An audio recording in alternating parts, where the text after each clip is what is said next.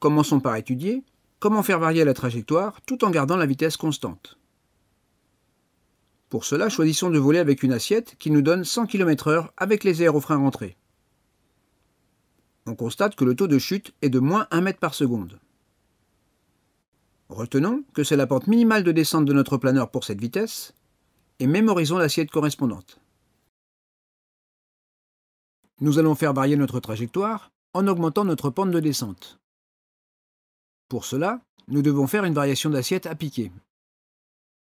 Mais cette manœuvre va faire augmenter la vitesse. Or, nous voulons que la vitesse reste constante.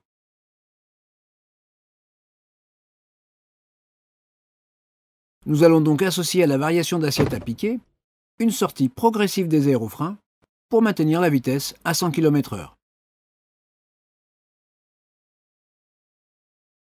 On voit ici que l'action sur le manche permet de modifier la trajectoire et que l'action conjointe sur les aérofreins permet bien, malgré ce changement de trajectoire, de maintenir la vitesse constante. On arrête de faire varier la trajectoire lorsque les aérofreins sont sortis au maximum. Sinon, il ne serait plus possible de garder notre vitesse de 100 km/h. Et le planeur accélérerait si la variation d'assiette à piquer continuait. Nous avons atteint la pente maximale de descente que peut tenir notre planeur pour 100 km/h. Cette pente est obtenue avec le braquage maximum des aérofreins. On note que le taux de chute est de moins 4 mètres par seconde. Mémorisons l'assiette correspondante. Nous avons ainsi déterminé les pentes de descente minimale et maximale de notre planeur pour une vitesse de 100 km/h. Elles correspondent respectivement à deux assiettes caractéristiques et à des braquages de 0% et 100% des aérofreins. Comme vous le verrez dans la leçon suivante, une approche se conduit normalement à demi-efficacité des aérofreins, pour pouvoir corriger dans les deux sens. Cette demi-efficacité correspondra à un taux de chute moyen de 2,5 mètres par seconde à 100 km/h. Nous voyons ici l'assiette correspondant à cette pente moyenne avec la demi-efficacité des aérofreins. Votre instructeur vous la fera trouver par tâtonnement. Mémorisons l'assiette qui correspond à cette pente moyenne.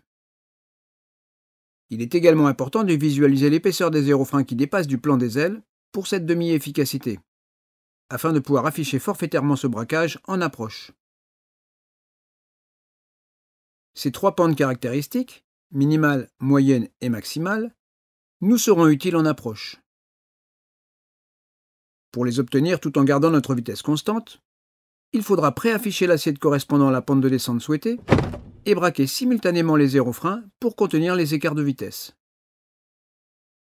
Ces actions coordonnées sur l'assiette et les aérofreins sont appelées actions conjointes manche-aérofrein.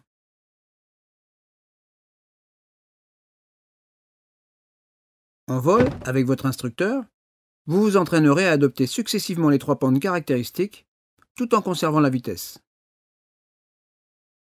Pour cela, il faudra préafficher l'assiette correspondante et ajuster de façon conjointe le braquage d'aérofrein nécessaire au maintien de la vitesse.